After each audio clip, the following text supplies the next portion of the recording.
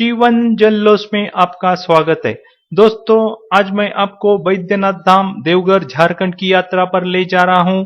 बैद्यनाथ धाम, जिसे बाबा धाम के नाम से भी जाना जाता है, 12 ज्योतिर्लिंग में से एक है और माता के 52 शक्तिपीठ में से एक शक्तिपीठ है। यहाँ माता का हृदय गिरा था, इसलिए यह स्थान महत्व रखता है। इस वीडियो में मैं बैद्यनाथ धाम जाने की संपूर्ण जानकारी देने वाला हूं, ताकि बैद्यनाथ धाम जाने की योजना बनाने में आपको काफी आसानी होगी। इसलिए यह वीडियो अंत तक देखना आवश्यक है। वीडियो अच्छा लगे तो लाइक करना न भूले। बैद्यनाथ धाम झारखंड राज्य के देवघर शहर में स्थित है। देवघर का सबसे नजदीकी रेलवे स्टेशन जसीडीह है। जसीडीह से देवघर की दूरी 8 किलोमीटर है। भारत के सभी प्रमुख शहरों से जसीडीह के लिए ट्रेनें चलती है। बाबा बैद्यनाथ धाम के बारे में अधिक जानकारी प्राप्त करने हेतु मेरी वेबसाइट www.jivanjallosh.com पर जाकर अवश्य देखें।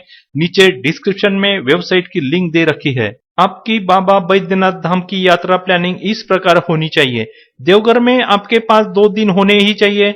पहला दिन बाबा बैद्यनाथ के दर्शन के लिए और दूसरा दिन देवघर के नजदीकी दर्शनीय स्थल को भेंट देकर रात को देवघर से अपने शहर के लिए प्रस्थान करने के लिए। देवघर में कम से कम एक रात के लिए रुकना ही पड़ेगा। मंदिर प्रशासन का उमा भवन एक ही भक्त निवास है। उमा भवन में ऑनलाइन रूम बुकिंग नहीं कर सकते। मंदिर प्रशासन के ऑफिस में जाकर रूम उपलब्ध है तो मिल जाती है। देवघर में बहुत सारे प्राइवेट होटल भी है। 500 से लेकर 600 रुपए तक रूम मिल जाती है। तो चले दोस्तों, बाबा धाम की यात्रा की शुरुआत करते हैं। यात्रा का पहला दिन। जसीडीह रेलवे स्टेशन पर उतरने के बाद रेलवे स्टेशन के बाहर आ जाइए। देवघर यहां से 8 किलोमीटर की दूरी पर स्थित है। ऑटो वाले स्टेशन के बाहर खड़े मिलेंगे। 100 रुपए से लेकर 120 रुपए तक किराया ऑटो वाले देवघर जाने के लेते हैं। बहुत सारी टैक्सी भी खड़ी मिलेंगी। ऑटो से आप देवघर चले जाइए। ऑटो वाला आपको ईस्ट टावर चौक में छोड़ेगा। टावर के पास आपको बहुत सारी होटल मिलेगी। अगर आपने एडवांस में रूम बुक नहीं की रखी है तो अपने बजट के अनुसार होटल देखकर होटल में चेक इन कर ले। टावर चौक से मंदिर महज आधा किलोमीटर की दूरी पर स्थित है। मंदिर तक पैदल चलकर जाना पड़ेगा। हम यहां से अंदर के रास्ते से आगे बढ़ेंगे। मंदिर में कोई लॉकर रूम नहीं है। सभी सामान रूम में ही छोड़ दें। मंदिर में मोबाइल ले जा सकते हैं, सिर्फ गर्भगृह में फोटो खींच नहीं सकते। इस पश्चिम द्वार से हम मंदिर के भीतर प्रवेश करेंगे। हम मंदिर प्रांगण में पहुंच चुके हैं। यहाँ हमेशा ही भक्तों की काफी भीड़ होती है। खासकर सोमवार के दिन ज्यादा भीड़ होती है। पहले हम चारों तरफ नजरें घुमाकर देखते हैं। यहाँ कुल 22 देवताओं के छोटे बड़े मंदिर हैं। सभी देवताओं के नाम मेरी वेबसाइट पर जाकर देख सकते हैं। सामने बाबा बैद्यनाथ का मंदिर दिख रहा है। बाबा के मंदिर और पार्वती माता के मंदिर को गठबंधन से जोड़ा गया है। सबसे पहले हम बाबा का दर्शन करेंगे। दोस्तों, यहाँ मैं एक बात बताना जरूरी समझता हूँ। आप किसी भी बड़े तीर्थ स्थल पर चले जाइए, हमेशा ही भक्तों की काफी भीड़ होती है। दर्शन के लिए 3-4 घंटों से ज्यादा का समय लगता ही है। हम हमारे संसार को चलाने के लिए बहुत सारे सही गलत जुगाड़ करते रहते हैं। कम से कम भगवान के दरबार में कोई जुगाड़ मत करो। शांति से लाइन में खड़े होकर दर्शन कर लो। ऊपर वाला सब देखता है। जय बाबा भोले। एक बात बता दूं, पूजा अभिषेक करने की बजाय देवघर के किसी गरीब को खाना खिला दो, भोले बाबा आपके ऊपर दुगना कृपा करेंगे। पहले आपको दर्शन लाइन दिखाता हूँ। मंदिर के पिछली साइड से ऊपर दर्शन लाइन दिख रही है। जरा नजदीक से देखते हैं। इस तरह के लोहे के बंद पिंजरे से भक्त बाबा का दर्शन करने गर्भगृह तक पहुंचते हैं।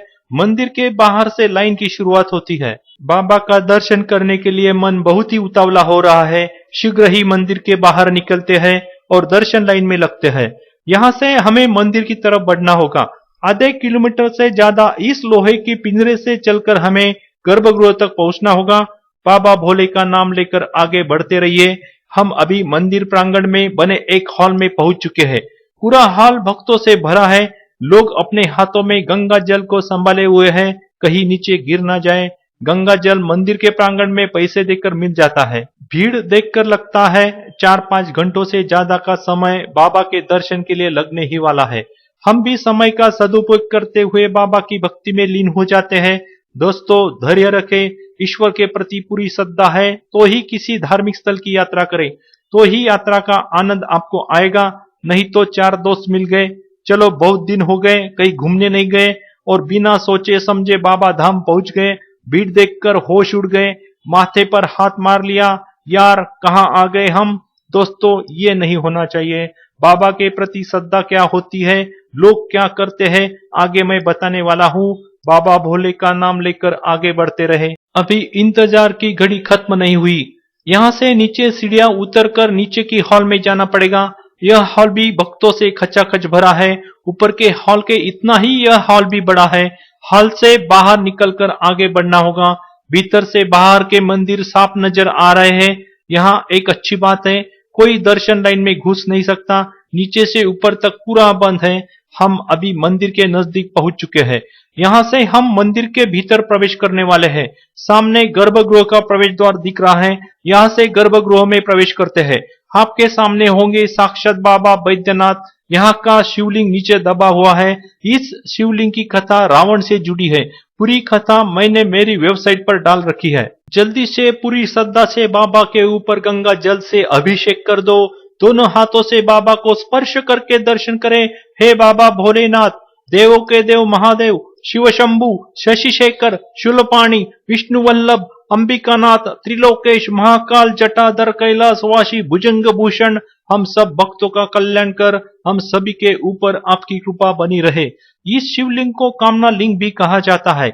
यहाँ मन की कामना पूरी होती है। आपको भी बाबा से कुछ मांगना है तो मांग लो, बाबा अवश्य आपकी कामना पूरी करेंगे। भोले बाबा को मन में बसाकर बाहर निकलते हैं। इस द्वार से हम बाहर आएंगे। बाबा के मंदिर के सामने माता पार्वती का मंदिर है। पार्वती माता का दर्शन करना है। यह वही पवित्र स्थल है जहाँ शिव और शक्ति का मिलन होता है। एक साथ ज्योतिर्लिंग और शक्ति कहीं और देखने को नहीं मिलती। धार्मिक मान्यताओं के अनुसार देवघर में शिव से पहले शक्ति का वास है। 52 शक्तिपीठ में से इसे आद्रपीठ के रूप में जाना जाता है। देवघर में माता का हृदय गिरा था। मंदिर के भीतर जाकर माता पार्वती का दर्शन करते हैं। मंदिर प्रांगण में और 21 मंदिर है, सभी का दर्शन आपको करना है। देवघर मंदिर से जुड़ी कुछ रोचक बातें आपको बता दूं। आपने अभी तक शिव मंदिर के शीर्ष पर त्रिशूल का लगा देखा होगा, लेकिन देवघर में बाबा मंदिर के प्रांगण में सभी मंदिर के शीर्ष पर पंचशूल लगा है। बाबा और माता पार्वती मंदिर के पंचशूल को साल में एक बार शिवरात्रि के 2 दिन पहले उतारा जाता है। इसके दर्शन और स्पर्श के लिए भक्तों में होड़ मच जाती है। भक्तों का मानना है पंचशूल के दर्शन से शिव और माता पार्वती की कृपा बनी रहती है। पंचशूल को स्पर्श करने से सभी कष्टों से मुक्ति मिलती है। बाबा और पार्वती माता के पंचशूल का मिलाप कराया जाता है। इसे सफाई के लिए ले जाया जाता है। विधि विधान से पूजा की जाती है और मंदिर के शिखर पर लगाया जाता है। ईश्वर के प्रति आस्था और श्रद्धा क्या होती है, यह देवघर में सावन के महीने में देखने को मिलेगी। देवघर में हर साल सावन के महीने में सावन मेला लगता है। श्रद्धालु भगवा वस्त्र पहनकर देवघर से 105 किलोमीटर दूर सुल्तानगंज स्थित उत्तर वाहिनी गंगा घाट से गंगा का पवित्र जल 2 पात्रों में भरते हैं और गंगा जल को कांवर में लेकर 105 किलोमीटर की पैदल यात्रा कर देवघर पहुंचते हैं। सावन के महीने में प्रतिदिन यहाँ करीब 80,000 भक्त आकर ज्योतिर्लिंग पर जलाभिषेक करते हैं। इनकी संख्या सोमवार के दिन और बढ़ जाती है। देवघर में आकर घंटों लाइन में खड़े रहते हैं। एक पात्र के जल से बाबा बैद्यनाथ के ऊपर जलाभिषेक करते हैं। बाबा बैद्यनाथ धाम से करीब 42 किलोमीटर दूर दुमका जिले में स्थित बासुकीनाथ मंदिर है। दूसरे पात्र के जल से बासुकीनाथ बाबा का जलाभिषेक करते हैं। ऐसी मान्यता है कि बाबा बैद्यनाथ के दर्शन के बाद बासुकीनाथ का दर्शन नहीं करते तो बाबा बैद्यनाथ की यात्रा सफल नहीं मानी जाती है। 105 किलोमीटर पैदल चलकर आना और घंटों बाबा के दर्शन के लिए लाइन में खड़े रहना साधारण बात नहीं है। शिव के प्रति असीम श्रद्धा होने के कारण ही यह संभव है। बाबा का दर्शन करके काफी थक चुके होंगे, होटल रूम जाकर आराम से सो जाइए। यात्रा का दूसरा दिन। आज आपको देवघर के प्रमुख दर्शनीय स्थलों को भेंट देना है। देवघर के दर्शनीय स्थलों के बारे में मैं इस वीडियो में डिटेल्स में नहीं बताऊंगा, क्योंकि आपको ज्यादा जानकारी देने के चक्कर में वीडियो की लंबाई बढ़ जाती है और वीडियो बोरिंग होने लगता है। कुछ प्रमुख दर्शनीय स्थलों के बारे में मैं बताने वाला हूं, वहां आप अवश्य भेंट दें। टावर चौक से देवघर के सभी दर्शनीय स्थल जाने के लिए आपको ऑटो या कार किराए पर मिल जाएगी। बासुकीनाथ मंदिर देवघर से 42 किलोमीटर की दूरी पर स्थित है। इस मंदिर का दर्शन करने तो आपको जाना ही है। नहीं तो आपकी बाबा बैद्यनाथ की यात्रा सफल मानी नहीं जाएगी। नवलखा मंदिर। बैद्यनाथ मंदिर से महज 1.5 किलोमीटर स्थित नवलखा मंदिर है। राधा कृष्ण को समर्पित इस मंदिर का निर्माण रानी चारुशिला ने करवाया था। नंदन पहाड़। नंदन पहाड़ बैद्यनाथ मंदिर से 10 किलोमीटर की दूरी पर स्थित है। यहाँ पहाड़ पर एक शिव मंदिर और नंदी मंदिर है। बच्चों के लिए यह काफी आकर्षक स्थान है। यहाँ पर्यटन विभाग की ओर से पार्क का निर्माण कराया गया है। तपोवन। देवघर से 10 किलोमीटर स्थित पहाड़ी पर तपोवन महादेव मंदिर है और बहुत सारी गुफाएं हैं। बड़े बड़े पत्थरों में से गुजरकर हनुमान मंदिर तक पहुंचना पड़ता है। त्रिकुट पहाड़ी। देवघर से 10 किलोमीटर दूर स्थित है। यह स्थान भी शिव मंदिर के लिए प्रसिद्ध है। पहाड़ियों पर जाने के लिए रोपवे लगाए गए हैं। देवघर के सभी दर्शनीय स्थलों की जानकारी मैंने मेरी वेबसाइट www.jivanjallos.com पर डाल रखी है। कृपया आप वेबसाइट पर जाकर अवश्य पढ़ें। वीडियो के नीचे मैंने वेबसाइट की लिंक दे रखी है, बस आपको उस पर क्लिक करना है, आप सीधे वेबसाइट पर पहुंच जाओगे। दोस्तों, यहाँ हमारी देवघर बाबा बैद्यनाथ की यात्रा की समाप्ति होती है। आशा करता हूँ आप जल्द ही देवघर बाबा बैद्यनाथ का दर्शन करने जाएंगे। आगे और मिलेंगे नए सफर में। अगर आपको वीडियो अच्छा लगा तो लाइक करना न भूले, कमेंट अवश्य करें। अभी तक आपने सब्सक्राइब नहीं किया तो सब्सक्राइब जरूर करें।